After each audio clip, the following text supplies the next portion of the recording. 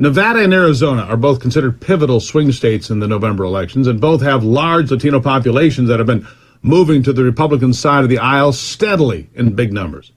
In fact, a new NBC poll, it shows Hispanics still prefer Democrats 54% to 33%. And you'd think, wow, that's good news for the Democrats. But in reality, it's terrible news for them.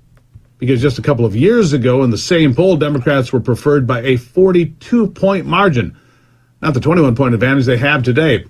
That means the advantage has been chopped in half.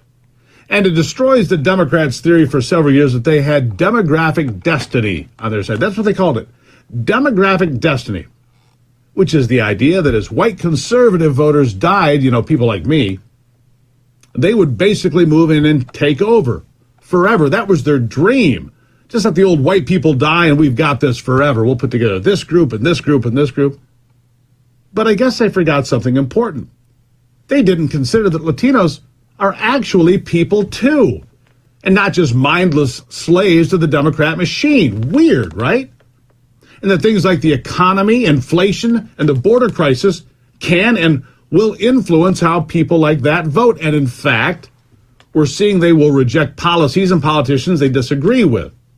So perhaps identity politics is not the end-all, be-all like Democrats thought it would be. It may end up undoing them in the long run, maybe even in the short run. Now, wouldn't that be something? You see, identity politics is why old white men like Joe Biden have to say they are Latino in a way, or raised Puerto Rican, or some such nonsense. It's why Robert, but you can call me Beto O'Rourke, an Irish white guy, is taken to using a fake Latino name. It's why old white women like Joe Biden mangle Spanish. They're trying to show Latinos they're just like them. But the thing is this. They're not. What they are? Posers. Posers. Maybe they just see Latinos as Americans like the rest of us. It would make sense. If they would just do that, it would make sense because it's true. And you see, Latino Americans still care about faith, family, and country, like you and I. And many have families that have fled socialist nations or fled themselves from that hell.